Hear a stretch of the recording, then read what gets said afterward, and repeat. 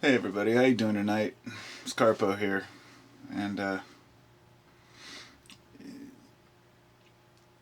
wanted to kind of step onto a subject that I know always touches certain people, and everybody always has an opinion about religion, um, which is why out of so many videos that I do make, I really avoid talking about it too much.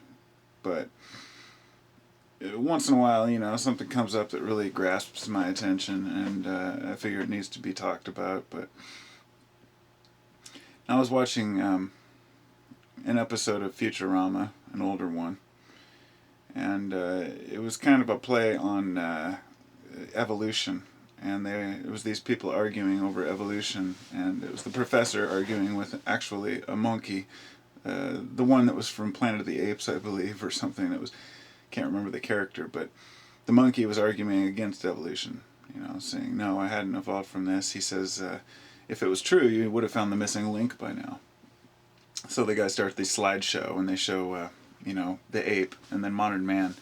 And they said, we did find the missing link. And they showed the link, and he says, aha, but you never found the missing link between ape and this missing link. And he said, oh, actually, we did. We found it, and this is the link. And they go and they label each one of them until they have 15 different segments or so of evolution. And then the ape guy finally says, yeah, but you've never found the missing link between ape and this very first missing link. And the guy says, oh, well, yes, you can't find all of the answers, but in time, if we keep looking, eventually we will find it. And the other guy says, he says, oh, yes, you people, you just believe what you want to believe about evolution. He says, something like, we believe in the great God in the sky. I can't remember how he put it, but it was very in your face kind of, straightforward sarcasm about how religious folks operate, and how they'll sit there and tell you how ridiculous your scientific notions are, and in the same breath tell you that their beliefs are completely correct and true because they're from the Bible.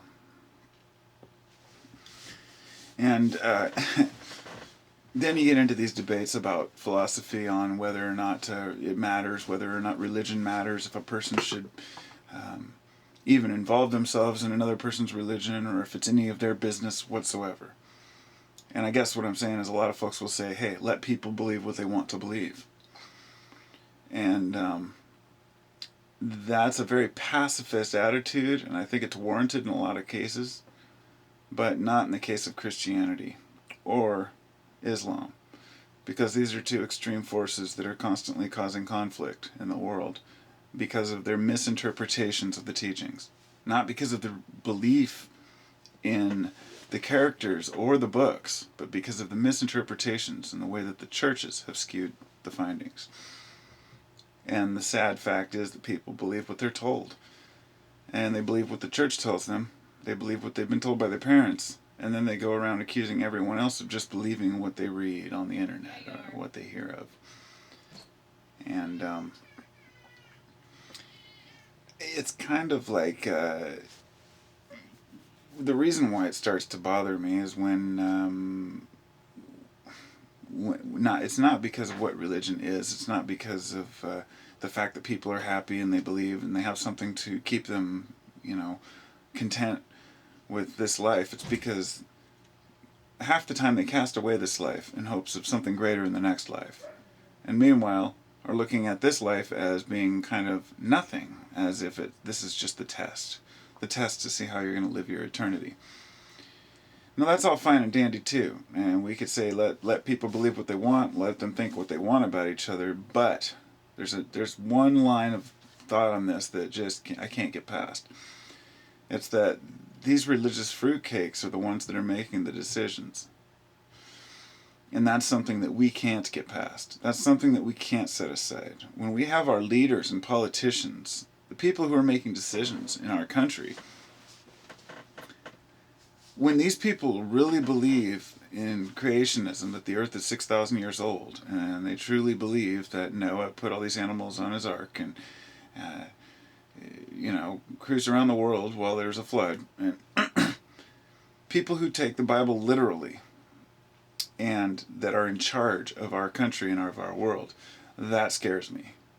It scares me a lot. And, I think people are free to believe in whatever fairy tales they want, and that's a God-given right. I do believe that there is a higher power, a force, a God that's within all of us and within everything.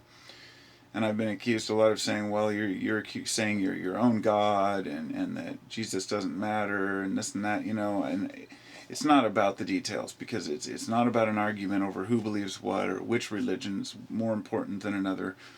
It's not about what one person's faith is over another person's, because if people are happy with their faiths and they're doing what's right, then they know that they're right.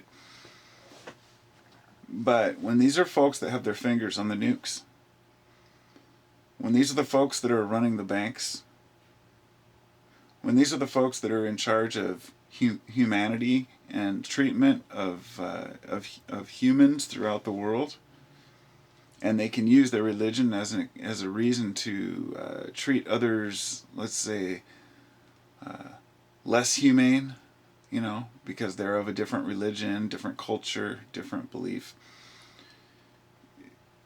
That's where I have to draw the line.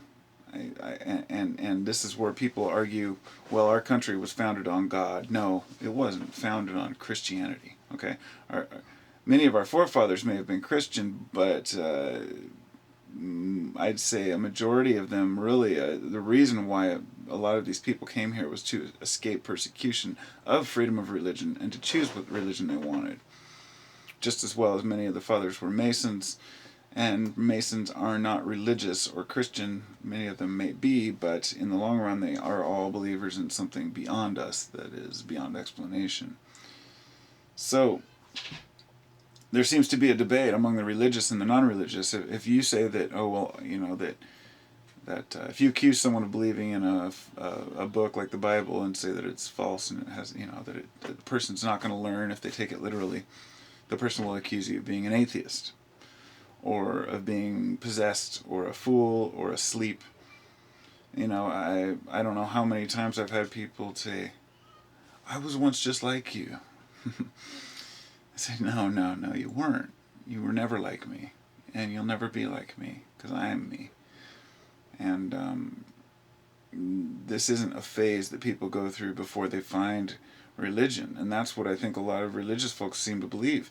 They're convinced that until the rest of the world sees things through the eyes of their belief, and it's usually Jesus, that they're doomed.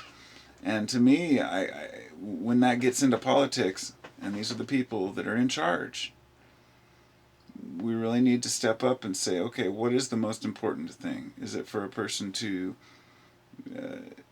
when a person's in office, you can't persecute them for being a religious person. You can't tell them, no, you cannot take office because you're religious. Or can you? We stop people from going into office for all kinds of other reasons. So, I'm not one to say, but I think that a majority of the complications that we have right now in the world are coming from religious fanaticism that's pushed through the lens of our culture and into our televisions by the church-run sect of the world. And I think it's wrong. I think people should be aware of it. So it's not about believing or not believing in a particular entity or system. It's about not letting your belief systems run superior to anyone else's, ever. And if you find it becoming that way, then maybe you need to step back and rethink your belief system altogether. Namaste, everybody.